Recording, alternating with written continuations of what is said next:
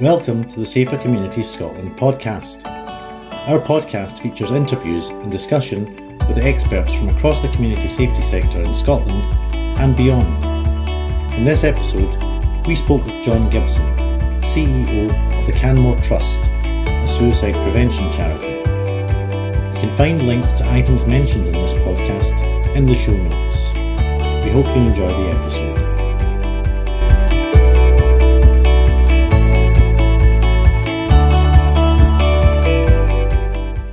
Welcome to the Safer Community Scotland podcast.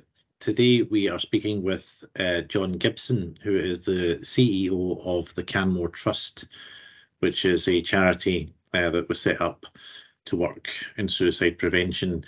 And rather than go into more of an intro on that, what I probably would rather do is just hand over to you, John, to tell us a bit more about the Canmore Trust and how it came into being.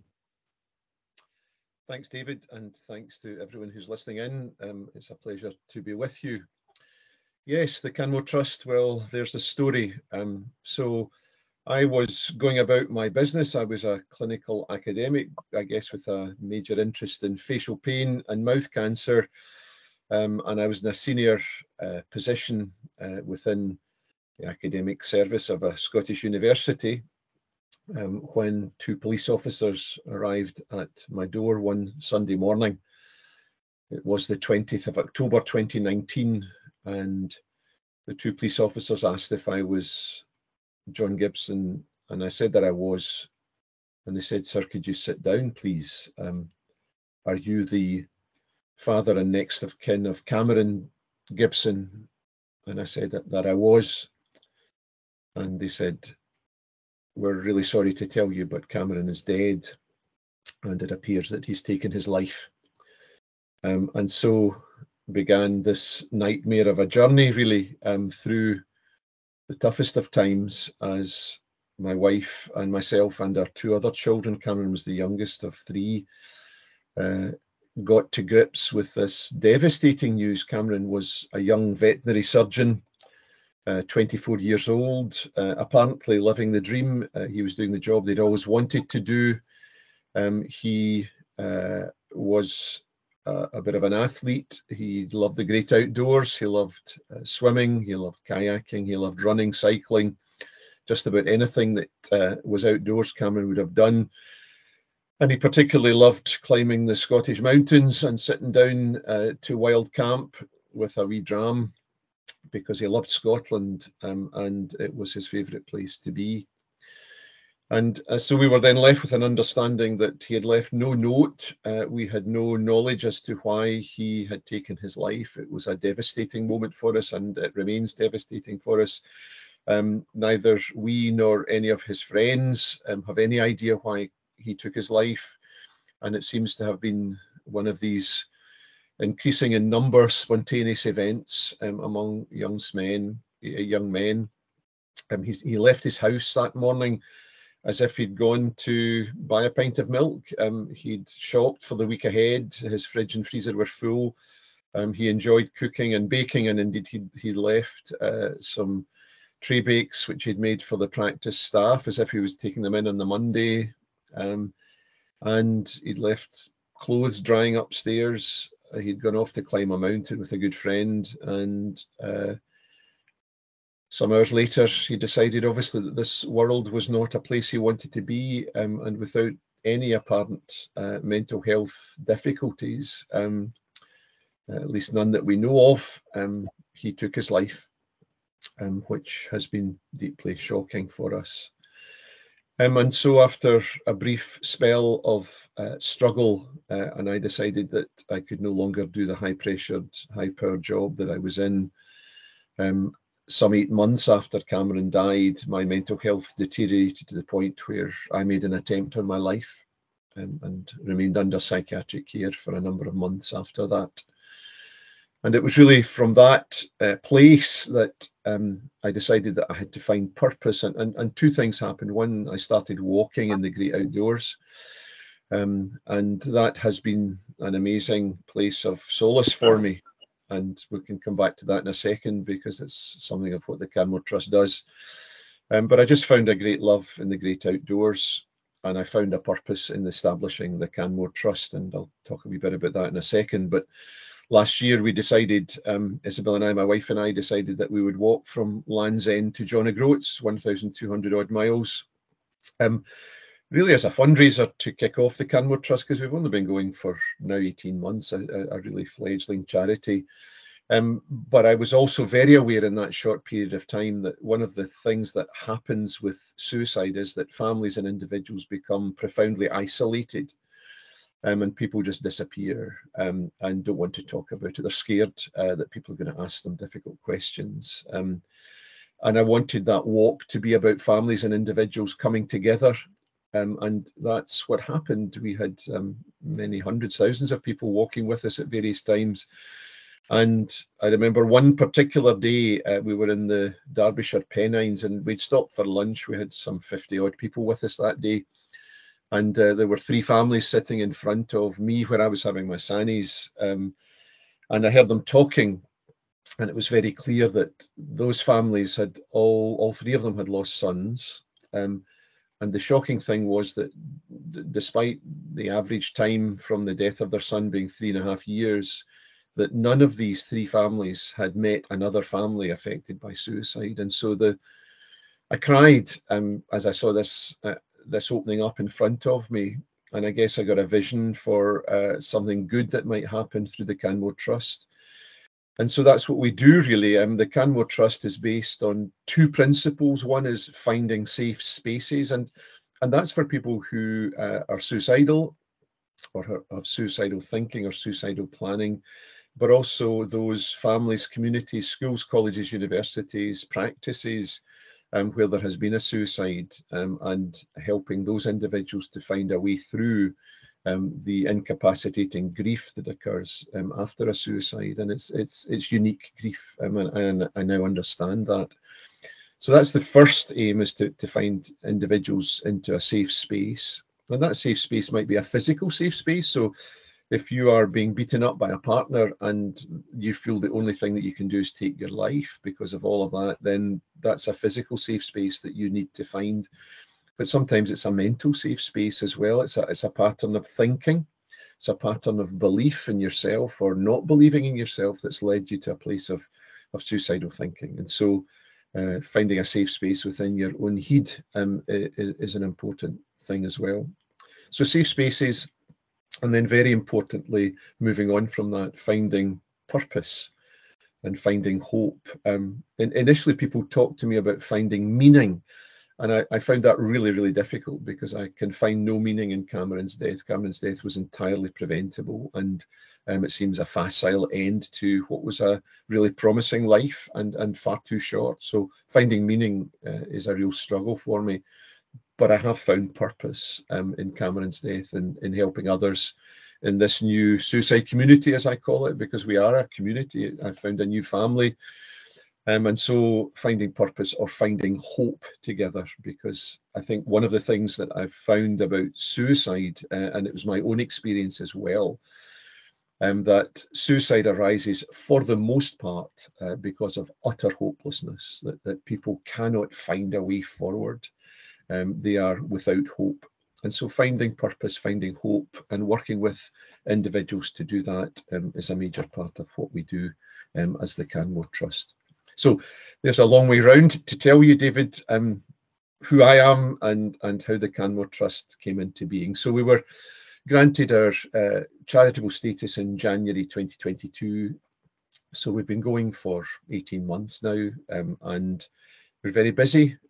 2 weeks ago, we had our busiest week. We had 22 referrals, 22 people asking for help or support. And that's a mixture of people struggling with suicidal thinking, but also those who have been through a suicide and needing support and help. Yeah, but for those listening into this, so John and I actually met a few weeks ago, doing a documentary about suicide with a mutual contact / friend. So we've spoken about this, and I've heard the story before, but thanks, John, again for sharing that story, which is really tragic and powerful, and Yeah, difficult, but I mean, it's been great that you've managed to come through it and turn that pain into something that can help others. And you've kind of touched on my second question, which was going to be, what are the main kind of aims or services provided by the Canmore Trust? So really, it's that sort of building community, and helping people to recover who have experienced either suicidal attempts, thoughts, or family members, friends been lost to suicide.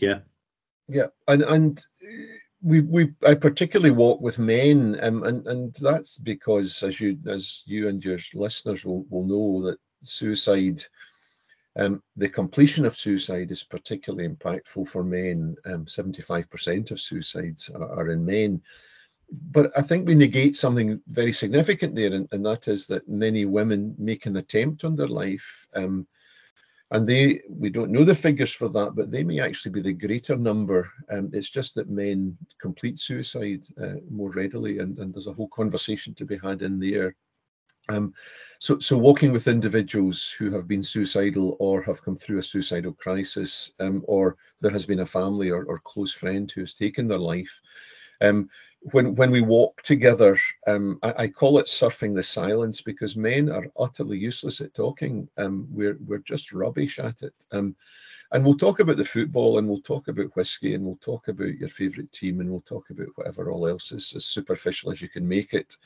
But actually going deep is something that Scottish men seem to desperately struggle with, and that would lead us into a discussion about some aspects of suicidality, because I genuinely believe that men are struggling with masculinity. We've certainly struggled with toxic masculinity, and that's been identified, and rightly so, as a major issue for us. But I honestly believe, as I've walked with many hundreds of men now, that men are really struggling to find a new identity, and actually what they are, and who they are. And so I call this surfing the silence, and we can walk for 20 miles in a day, and sometimes there's silence for 10 of those miles, just allowing the whole impact of nature and its beauty to rest with us. And we'll stop for a while and just look at 5 things that we can see, 4 things that we can touch, 3 things perhaps that we can hear, and we'll walk again, and then someone at some point, and it might just be me and someone else, or it might be, if I've walked with a number of people, I'll maybe call them into a group to walk together. Someone will say, well, I'm just wanting to share what's happened to me this week, or where I'm at this week, and it can take many miles of silence. And I've had to learn to surf the silence, because the danger is that you fill in the blanks, and you remain superficial, and that your conversation remains facile and crap.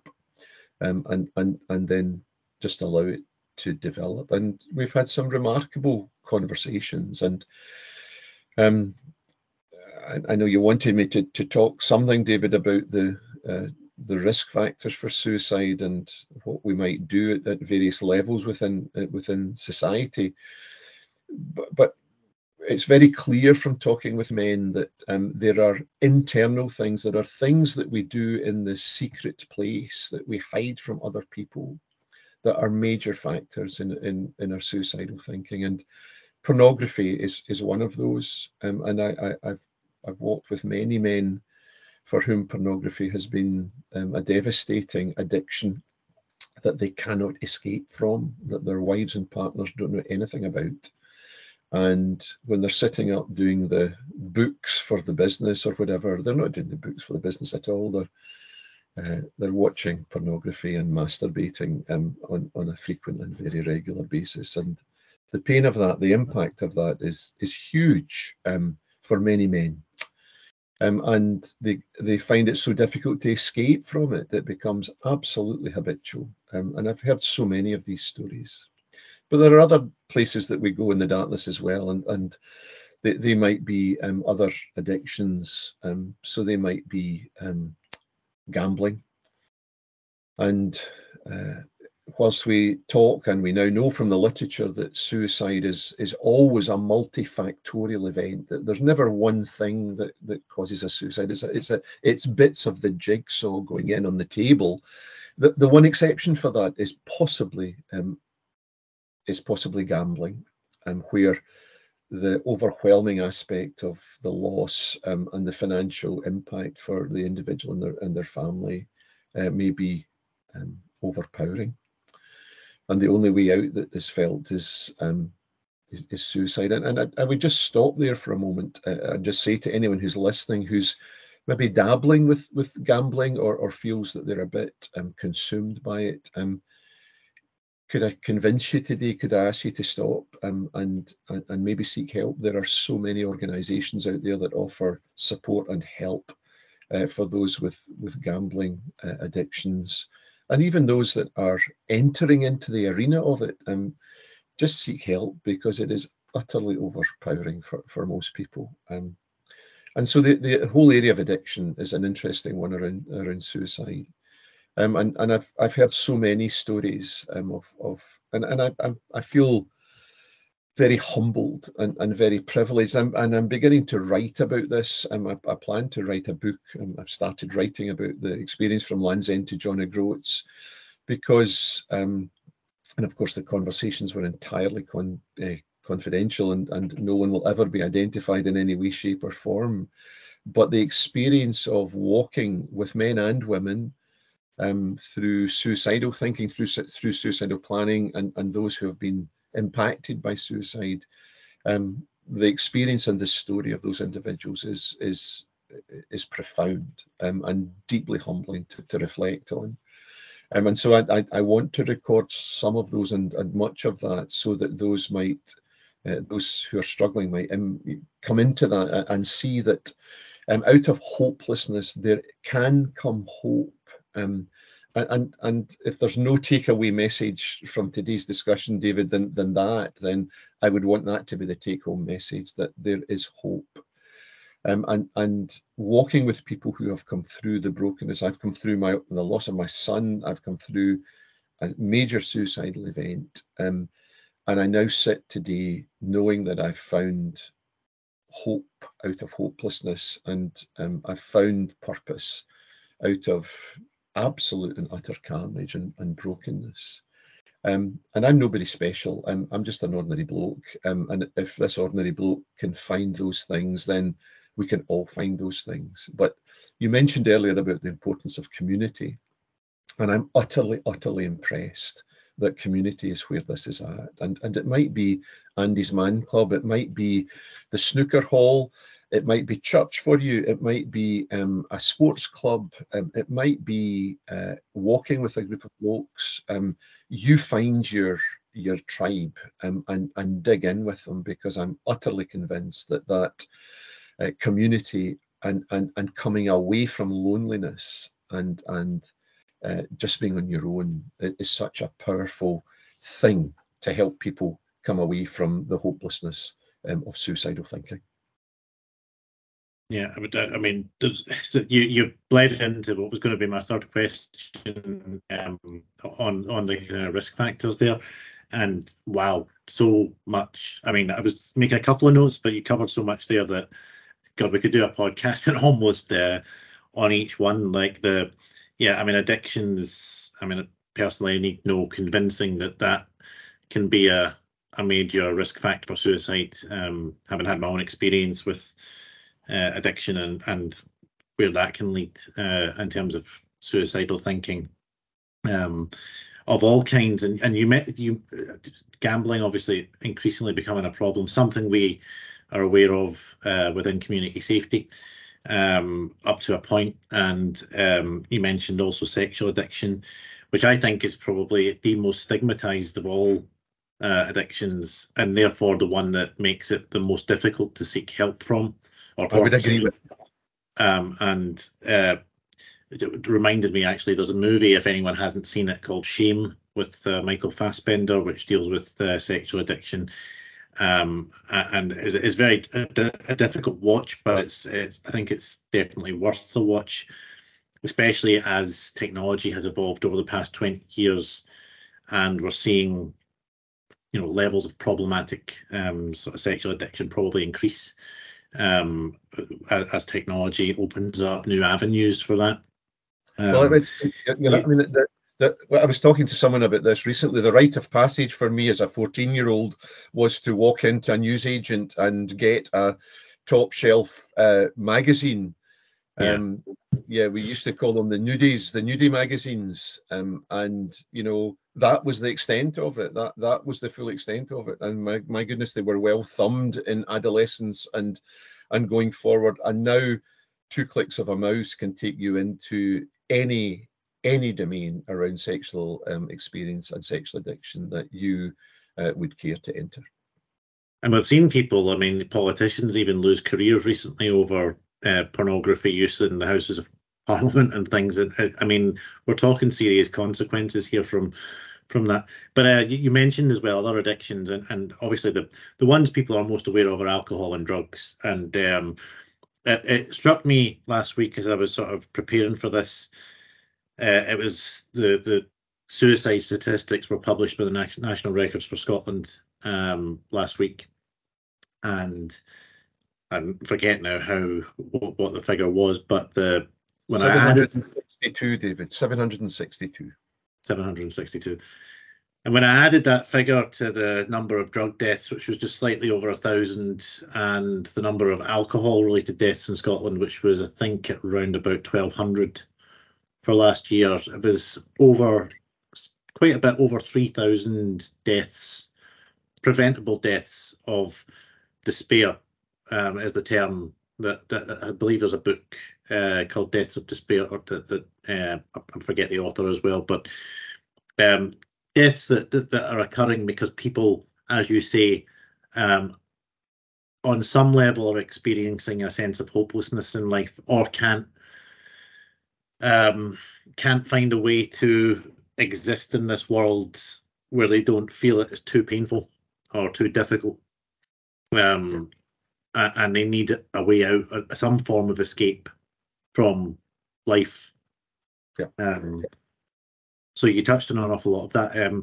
What I was also interested just to get you to talk about a wee bit, because I know that since you founded the Canmore Trust that you've done a lot of you've been involved in research, you've been involved in groups on suicide and different others. So we kind of discussed some of the other risk factors, which I was interested to hear when we were in Arran together. You were talking about the chances of someone attempting suicide dependent on historical family.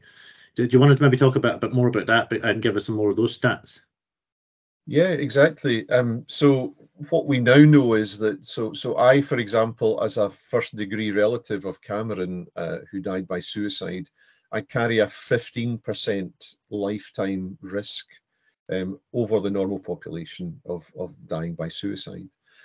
And that's a shocking additional risk. And it's actually something that I've started to take out the box a bit when we work with families where there has been a suicide, because I think the danger is that statistics drive things at times, but without helpful consequence, they can be an unhelpful consequence. So the other statistic that we talk about with families is that where there is a mother or father or a relationship where there is a child, and that child dies by suicide, the chance of that relationship blowing apart at 2 years is somewhere around 2/3. And I now completely understand why that happens, because all suicide does is augment, is just increase the previous cracks and bits of brokenness that were in a relationship and test them to the max.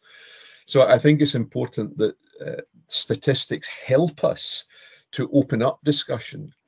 And it's something I talk about with guys, with fathers who've lost sons a lot. You know, what are you doing with that additional risk? And what are you doing with it? And I speak in the vet profession about this as well, because the vet profession, and who knew this until my son died, Cameron was a vet, who knew that the suicide rate in the vet profession was around 4 times the national average. And of course, there's work now being done in a research context in Glasgow and Edinburgh to identify why that is. But we need to lift those statistics out, and instead of saying, well, there's an inevitability about that, and not live in that world of inevitability, but turn that inevitability into hope, to say, okay, there's a risk your marriage is going to fall apart. Well, blooming well going to make sure that it doesn't fall apart. So how can we support you and walk with you to ensure that you're still together in 2 years' time? And, you know, my wife and I have experienced that challenge. You know, I used to hear people say, oh, I've got to work really hard at my marriage, at my relationship. And I didn't really understand what that meant, to be honest, because I met this beautiful lady, fell in love with her, and the rest was history. And now I understand what it means to contend for the integrity of one's marriage. But let's talk about that. Let's bring it out on the table and make sure that we're dealing with it. The same with this 15% lifetime risk. Well, yes, it's there. The statistics tell us that. But how can we turn that around? How can we turn that around to a place of hope, rather than the statistics driving intent or driving inevitability? We can't have that, because there is never inevitability. There has got to be hope possible in every set of circumstances. Yeah, it was really interesting to hear those stats that you were quoting there, because I wasn't aware of them. You yourself worked in dentistry, and I'd made mention when we were in Arran about I had remembered a movie, The Whole Nine Yards, from about 30 years ago, where Matthew Perry plays a dentist, and it's a running joke that dentists are at a higher risk of suicide in the movie. Which I didn't know then either. But the vets thing was really interesting. That the risks increasing when you've had a close family member lost to suicide. That was really interesting. But again, important that it doesn't mean that anything's inevitable. But it is probably really useful I think, for people to be aware of, much like adverse childhood experience scores, increasing the chances of addictions, mental health problems, physical health problems. It doesn't mean it's inevitable, but it's good. I think it's always better to know where you stand so you can do something about it. Completely. I agree entirely with you. Yep. Yeah. And another one that was is very interesting to me personally, and not just to me, it's in the Scottish Government Suicide Action Plan, is looking at other disadvantaged groups or minority groups like LGBT people, disabled people, people who have experienced racialized discrimination as well. So yeah, lots of the other groups that may be disadvantaged that possibly have higher. Certainly, I know the LGBT community has far higher rates of suicide attempts and completions as well. But also interesting, just as an aside, the Canmore Trust has a texting service which you can access via our website, or text Canmore to 85258. But we are looking at statistics from that, and of course it's completely anonymized, but about 46% of recent texting service has been involving individuals from the LGBTQ+ community. So there is a great need for support and understanding and help from the LGBTQ+ community. And that roughly correlates with, I think, a lot of the stats that I've read and studies done at rates running at about 50% of suicidal ideation, or 50% of LGBT people at some point experienced in suicidal ideation. So yeah, and that of course is in the background of 1 in 5 rather, 20% of the rest of the population would have experienced significant suicidal ideation by the age of 35. And I think it's useful that sits in the room for a while. You know, we're dealing with a population where 1 in 5 young people up to the age of 35 have experienced significant suicidal thinking. And that's why the importance of suicide safety planning in schools and getting that into the curriculum is a major drive, because we don't know, we can't do a blood test and decide who those 1 in 5 are going to be. So we have to train everyone and teach everyone about suicide safety planning in schools, so that at any point, if that crisis comes, that an individual may have, and I'm not saying will have, may have an opportunity to reflect back on a suicide safety plan, possibly from several years previously, and say, okay, how can I actually keep myself safe? What am I going to do with this? Because my great concern, David, is that, and Scottish Government have spent a lot of money on signposting to different agencies, but the majority of people who come to the Canmore Trust are completely shocked by an event, and they don't know that the Samaritans number is 116123, or that papyrus deal with people up to 35. They don't have that encyclopedic knowledge about suicidal crisis, because it would appear that there are increasing numbers of so-called spontaneous suicides, and these are people who perhaps have not had the psychological distress and engaged with a community psychiatric nurse or a GP who will at some point have said, look, in crisis, this is what you need to do. They're finding themselves in crisis for the first time. Their families are walking with them through a crisis for the first time. And it's deeply, deeply impacting.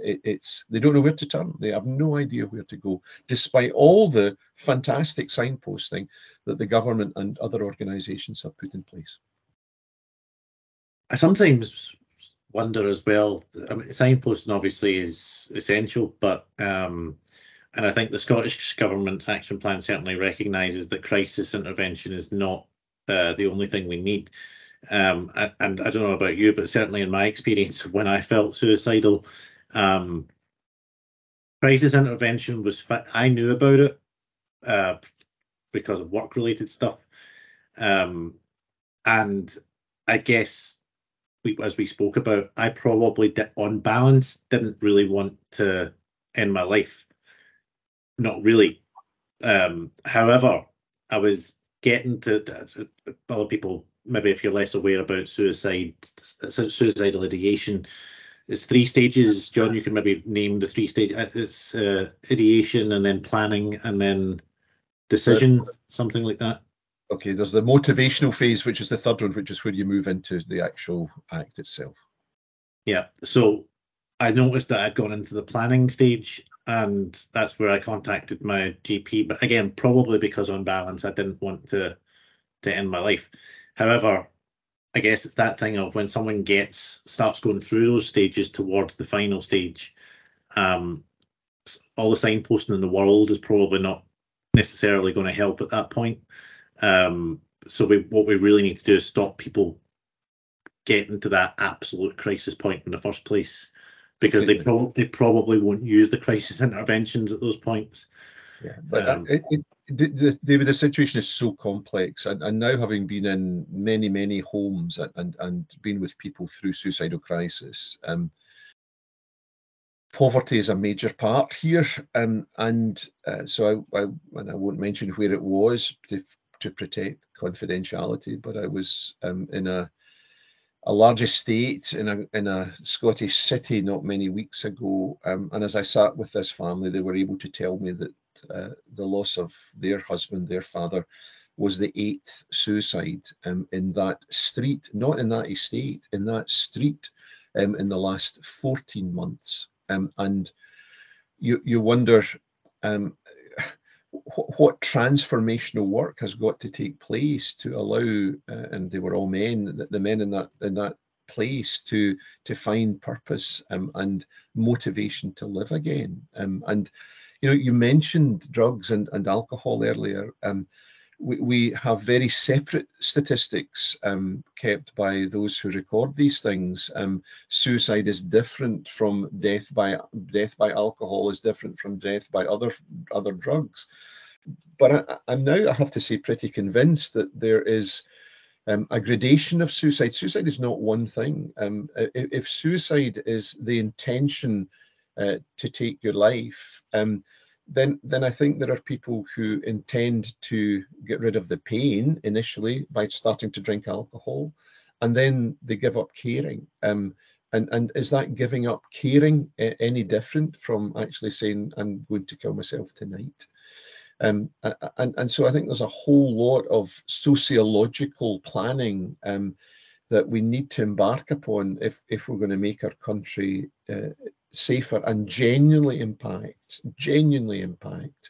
the suicide rates. Because it was Archbishop Desmond Tutu who said there comes a time when you have to stop pulling bodies out the river and go upstream and stop them jumping in. And it was not about suicide, it was about other social ills. But it's a great model for suicide because we do have to go upstream And those upstream political policies are utterly pivotal in. It's not about mental health services and well, it's not all about mental health services and suicidal crisis intervention planning. It's too late then. It's too late. We have to be working with youngsters in schools and colleges. We have to be working with clubs, whether it's scouts or guides or BBs, whoever it might be, and talking much earlier, but also dealing with the difficulties in society. And you know, everyone who's listening into this knows about the difficulties in society. And I sometimes wonder if our politicians walk around with glasses that are steamed up, that they can't actually see the reality of the situation. Our society is very broken. And that's where we've got to have to start if we're going to make any impact on this at all. Well, it was a supplementary wee question that came up in the midst of that, and particularly when you were talking about the rates of suicide amongst men, the rates of suicide amongst young people. So the most recent English suicide strategy was published in the last few days, and certainly I believe this is in England, it may be UK level, but suicide apparently the biggest killer of young people aged 16 to 24, biggest killer of men under 50, rates amongst women increasing. And yeah, so the question, it begs the question, what are we getting so wrong in this society that so many people can't face living anymore? What are we getting so wrong that there's thousands of drug deaths in the UK every year, there's thousands of alcohol deaths, which, as you say, I can't but agree that certainly my own experience, and we talk about it in recovery meetings, that we use the term that we drank to seek oblivion. Now, what is that? But it's the same thought process where you want nothingness. You don't want to be anymore. Yeah. You don't want to be in your own skin or in your own life or in your own. You just want out. And we haven't talked about other aspects of self-harm, and the psychologists would now put self-harm of any description on the same continuum as the suicide continuum. And I think it's really important that we think about that. And you know, we now have, I guess we're about to embark on safe places for drug taking in our cities. And we already have in schools safe places for individuals to go and cut themselves as a way of relieving their emotional stress and pressure. And so we have to ask ourselves, what are we getting so terribly wrong? So terribly wrong. I mean, just this morning I had a conversation with a European television company who want to do another documentary on suicide and drugs in Scotland, because they're so concerned about the levels of drug taking and drug deaths in Scotland. And they're asking the question, what's happened in Scotland? What has gone wrong in Scotland? And you know, that's above my pay grade.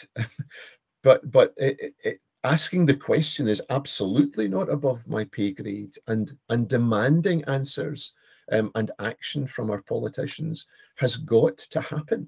We cannot keep fumbling around like this. You know, we have a mental health crisis, and you know, one of the things that we seem to have done fairly well is we're very good at diagnosing things now. And as soon as we diagnose something as a chronic generalized anxiety disorder, it demands that the health service deals with it. And that's part of the issue for our health service, that we're diagnosing things earlier. And some would say better, I guess. But my question is, well, why is a 12-year-old sitting with a generalized anxiety disorder? What has happened? Because that's a societal, that's an upstream issue. Which needs to be addressed, and are we just over expecting on our young people? Have we as parents just given them everything and we've taken the challenge away from life? Because when I was 12 and 13 years old, I was climbing trees, I was damming streams, I was catching fish, had a scooter and a bike, and it seemed like fun, and now it seems terribly serious and competitive, and exams are everything, and my goodness, it just feels like childhood has been taken away from so many people. and for all kinds of adverse childhood experiences as well. So it's complex, it's vicious, it's major, but we have to understand what's going wrong, or otherwise we'll keep having conversations about suicide and suicidality and alcoholism and drug addictions and the deaths impacting thereon. I suppose you say it's above your pay grade, and I guess it's above mine. But I suppose some people, some very learned people, have probably offered quite compelling suggestions about what's wrong with our society, such as Professor Sir Harry Burns' work on stuff like the Glasgow effect and how social determinants of health trigger, and how the economy, society around us triggers poor health, including mental health. People like Gabor Mate, Dr. Gabor Mate, have sort of talked a lot about how trauma, alienation, isolation. Eric Fromm, the psychologist, psychiatrist, has talked about people suffering from a malaise du siècle, or alienation, a kind of just general, so they don't know what's wrong with them, they just don't feel okay, and they don't really know why. And I did hear somebody at the Wealth of Nations 2.0 conference last year, which the Wellbeing Economy in Scotland ran, say that we're failing to name the elephant in the room here, and that is Western capitalism. So I guess there are a lot of fairly compelling and very evidence-based explanations out there for these problems, and sometimes I guess people are maybe getting a bit fed up with us asking the same questions and getting the same answers and not putting them into action, or not not making the changes we need to make. Yeah, I think one of the issues for me is that we keep politicizing the issues, and then it gets bounced from party to party to party depending on who's in power.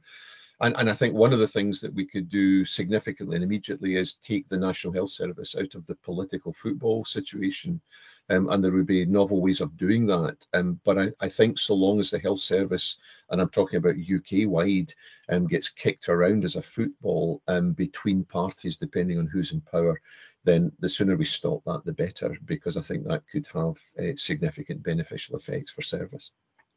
I guess as well, when we sort of realise that the health service is only one part of illness, and probably near the end part, like you say, it's the getting near the pool and the bodies out of the river part rather than the upstream bit. The health service deals with us when we're broken down, rather than the rest of our institutions need to stop us getting there in the first place.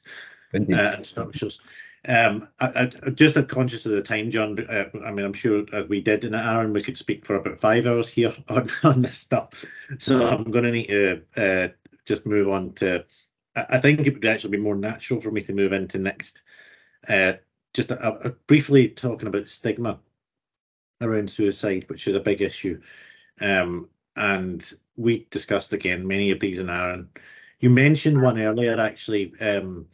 Because it was interesting when Tom, who was the director of our little film that we were making, when he was asking me to come up with stigmas to talk about, I found it difficult to name one that I felt stigmatized by, because to me, stigma is something where you are shunned for having had the experience or being the thing that is the stigmatized thing.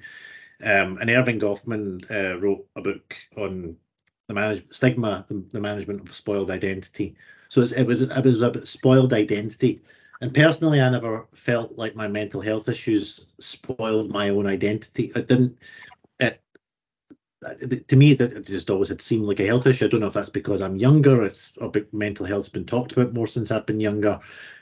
I don't feel ashamed of having mental health problems, so I don't feel stigmatized by it. However, you mentioned earlier, which I thought was really interesting, that what essentially that shunning element of stigma coming into suicide, where you mentioned that when a suicide has occurred in a family, people tend to disappear from the family. They don't engage with the people who have experienced the suicidal event, whether it's an attempt or whether it's a completion. What do you think are the sort of most important stigmas we need to tackle around suicide? I think the major one, and one which I've certainly encountered personally, is that it would never happen to me. And for me, that was true of both mental health or mental ill health and suicide. So I had no mental health issues, and then I had this catastrophic event which blew my mental well-being to pieces, and I was utterly and catastrophically broken. And so maybe I had the stigmatized thought that it would never happen to me. So I've looked on other situations. It was always across the street. It was always in another town. It was always in someone else's family. It would never happen to me. And that's actually a profound stigma, because it means that I guess that you never talk about the possibility, you never talk about the potential impacting factors. So stigma is clearly there. And then the other stigma, which I've heard a lot, and maybe I was guilty of this, I don't know, is that, well, there must have been something wrong with that family. There must have been something that's gone amiss in that family. And I share this with some hesitation, this story, because it's a very deeply impacting story for me, and actually was a major determinant of my suicide attempt. So 8 months after Cameron died, I was in the week where it was my first Father's Day without him. It was his birthday on the Wednesday or the Thursday. He would have been 25. And that same week, I got a phone call from someone who used to be my friend. They're no longer my friend. And in that phone call, he said, "I'm really sorry, I wasn't at Cameron's funeral, and I haven't been in contact since, but I've been doing a wee bit of work, which I think you'll find useful. I've been reading that young men who take their life by suicide have all been sexually abused in childhood." And it destroyed me, because the literature is clear that adverse childhood experiences can impact suicidal thinking in later childhood, adolescence, and adulthood. But I came out of that call and I said to my wife, is that what everyone thinks? Does everyone think that Cameron was sexually abused and that it was me who did it? Is that where we're at? And my wife said, "Don't be ridiculous. That's not what anyone thinks." Adverse childhood experiences may be a factor in some suicides. I said, but that, he thinks that. And so it had a huge impact on my suicidal planning. And it was a major lesson for me as well. It challenged my stigmas. And so I think that's a major stigma for many people, that there was obviously something wrong. There was something wrong, clearly. Decent families, that doesn't happen to them. Well, let me tell you, in decent families, it absolutely does happen, and it happens spontaneously and with catastrophic effect. So if I can blow the lid off both of those, and they're very painful to talk about for me, so please understand that. If I can blow both of those stigmas out the water, and perhaps encourage a conversation at someone's breakfast table tomorrow with their 3 teenage kids, then job well done. That would be a major outcome from today. Well, thank you, John, again for sharing that story. You obviously spoke to us about that in Aaron when we were discussing this, and yeah, I think it's probably a really important point, and one that Gabor Mate talks about a lot in terms of our understanding of trauma and adverse childhood experiences. That first of all, there are many. So to focus in on one and assume that must have happened in somebody, or even that adverse childhood experiences played a role, because it may not have done. It may be traumas later in life, like you say. It may have been an event that occurred. We don't know in some cases what happened. So we can't assume anything, for one. And secondly, in any case, I think this speaks to our need to understand trauma better. Scotland is now moving toward being a trauma-informed nation. Scottish Government has committed to this, and trauma-informed training across the health service and other services. I certainly encountered one time in a previous job someone, and it was a kind of hierarchy of trauma that they were angry about, where I had suggested that one type of trauma, which in this case was a sort of death by 1,000 cuts trauma. Well, I hadn't suggested it. A psychiatrist had said this was the case, had actually resulted in his patients in more severe post-traumatic stress disorder, or as severe post-traumatic stress disorder rather, as he'd seen in people who were victims of rape or who were war veterans. And the example was somebody who'd experienced homophobic discrimination through their childhood and into their adult life, that had resulted in as severe PTSD, and somebody took exception to the idea that could be worse than rape or worse than being a war veteran, which, again, understanding trauma is understanding that it's not what happens to you, but understanding, as Gabor Mate says, that it's what happens inside of you as a result of what happened to you. Yeah. So the trauma is not the event, the trauma is what happens to us because of the event. And yeah, like you mentioned, I think it's a really important point for families as well, that everyone wants to blame somebody or something, or being kind, or find a reason, find the genesis of a problem. And sometimes there isn't a very obvious one, but on other occasions, it's not. Families do their best typically, or people do their best a lot of the time, and that idea of that, sometimes it's not about blaming people, it's about understanding that, and that's what adverse childhood experiences is about trying to understand, not about apportioning blame. And part of that is understanding that even if it is the case that a family maybe had its issues, that it's not anybody's fault. It's people were doing their best with what they had at the time. Indeed, completely. Yeah. So yeah, I think that is a really good stigma to select there as being one of the most important ones we probably need to break, is around the understanding of that, which is going to lead me into a final question later. But before I go into that, before I come to that one, I just wanted to ask you, I'm going to skip one I had here potentially, or well, maybe I'll bring it in together with this other one. I wanted to ask you, how important do you think partnership working is in suicide prevention? I think you're involved in the National Suicide Prevention Leadership Group, so just wanted your thoughts on that. Well, I'm part of the lived experience panel that feeds into the NSPLG. Partnership has got to be an essential part of all of this, and I'm really delighted that a major thrust of the new 10-year strategy for Scotland is indeed partnership working. And so I come at this from different viewpoints. One is from a fiscal viewpoint, because I do get frustrated that public money is spent repetitively in different organisations doing the same thing. And I think we do need to have a national register of charities working in the different areas. Now, you might say, well, that's what Oscar's job is.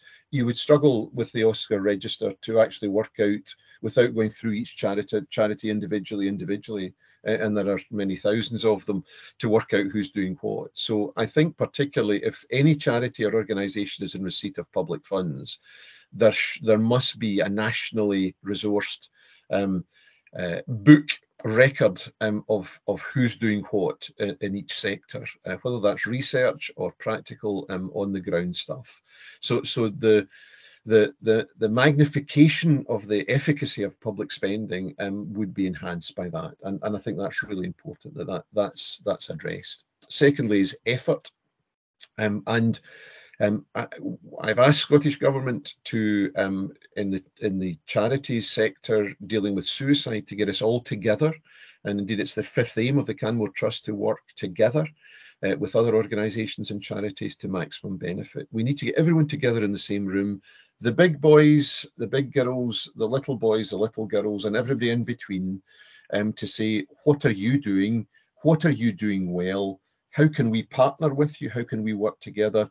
What are you doing badly? Why don't you give that bit of your work to someone else who's already doing it well, and stop redoubling wasted effort and finances? So there's a big piece of work in there which needs to be done around partnership working, and I think that would really, really help the situation. And that's just I'm only talking about partnership working within the suicide community there, and not with other agencies outside the suicide community. So absolutely, partnership working has got to be enhanced as we move forward.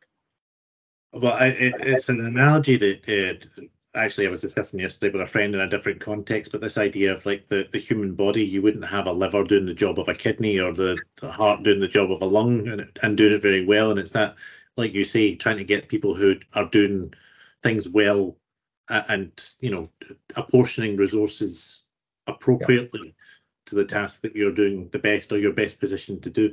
Now, this is an interesting, so I will very quickly bring this question in because our National Development Officer, Kev Chase, recently wrote a blog on, now, I'm trying to, the subject matter was around, you wouldn't call a plumber if you needed an electrician. Kev's an ex-police officer, and recently, certainly in England and Wales, and I think it's now been discussed in Scotland as well, they're talking about stopping police officers attending mental health call-outs.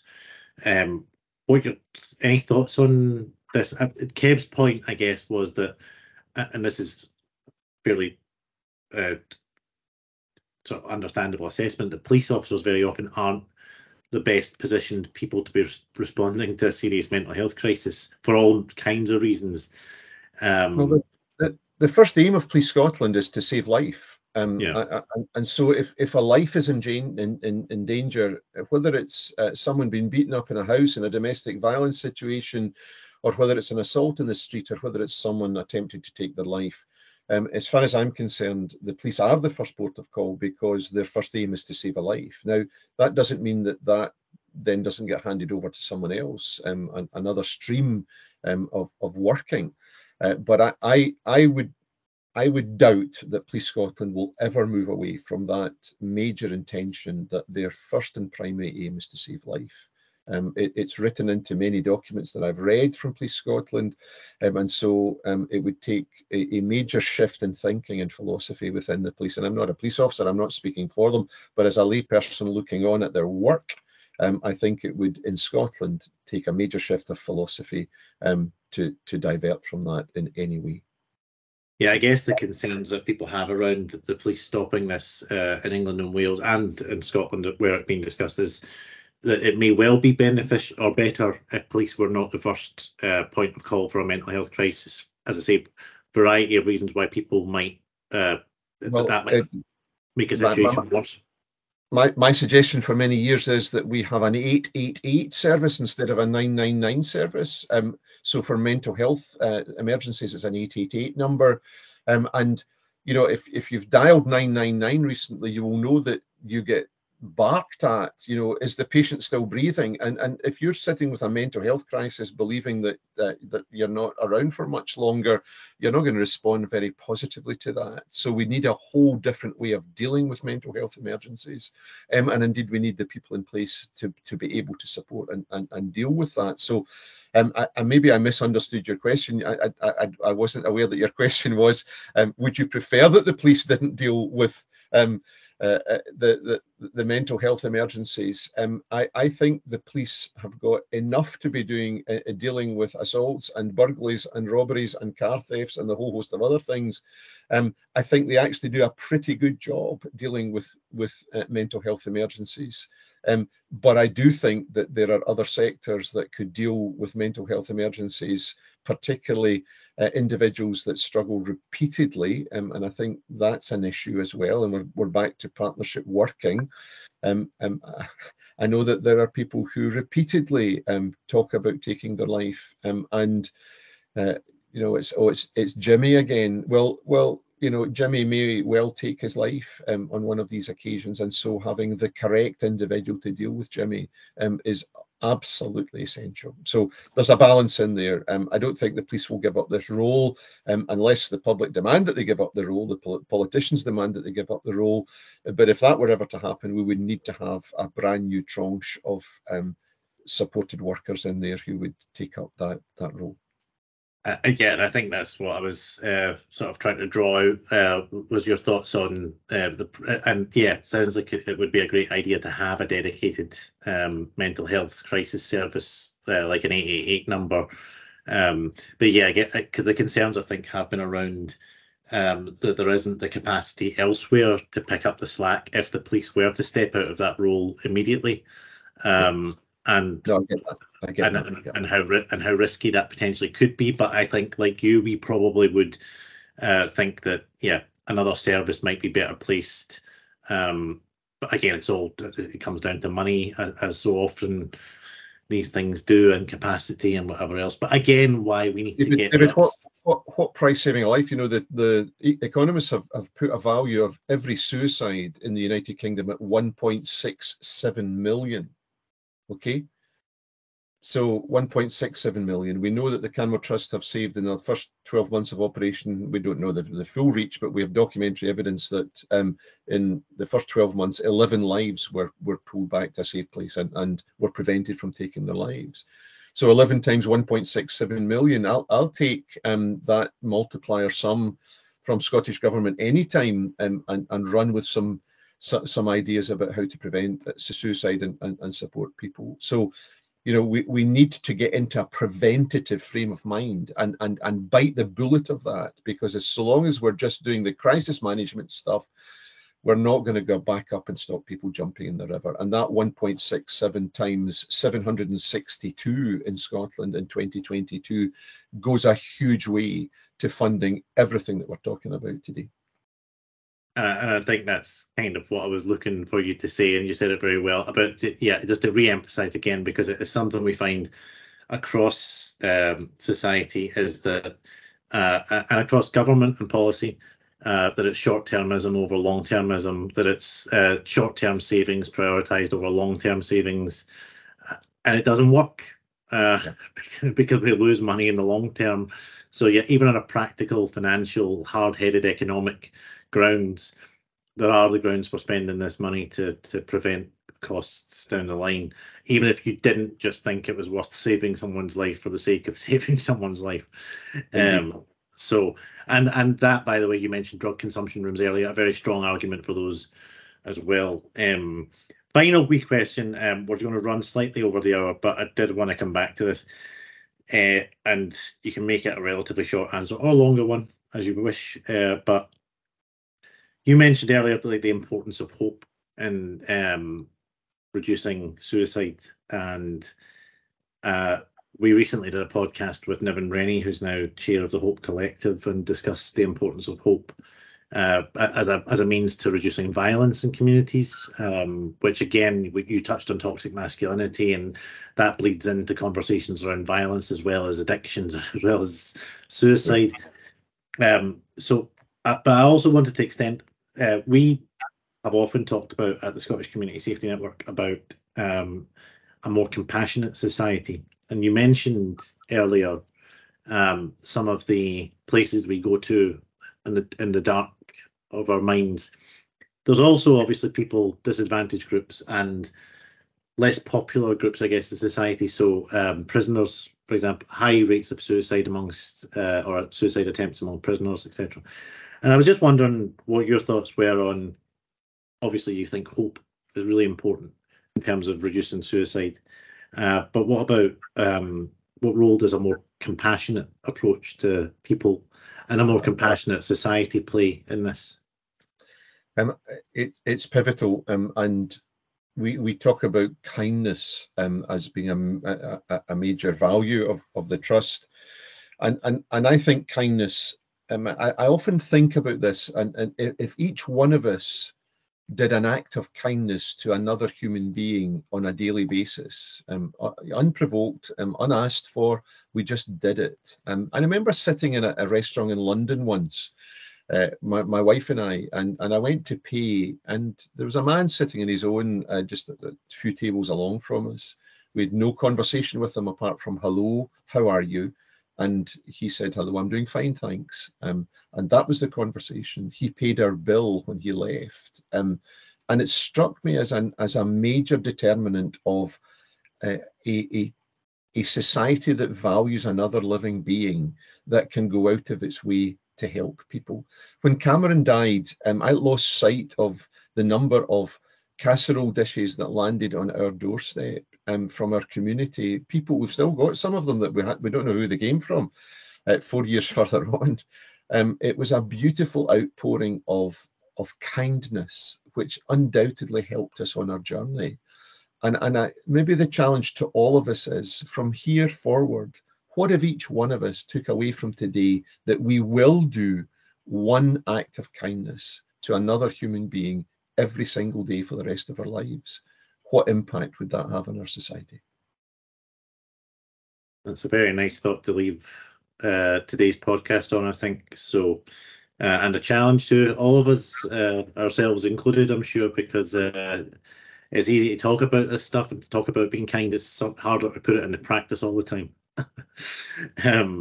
But thank you very much, John, for your time today. Thank you. It was as I say, as we did in Aaron, we could have probably talked for days on this again. But I hope that that's given a really good flavour of what the Canmore Trust do for our members, partners, followers, and yeah. So thank you very much for your time today. Any final thoughts before we close? I just say thank you to everyone who's listening, and please find your way to the Canmore Trust and dig in with us. If you want to support us, volunteer with us, or fundraise for us, always delighted to hear from you. And I just thank you, David, for the opportunity to be with you today. It's hugely appreciated. Thank you so much. Thanks, John. And you will find links to the Canmore Trust in the show notes of this podcast episode.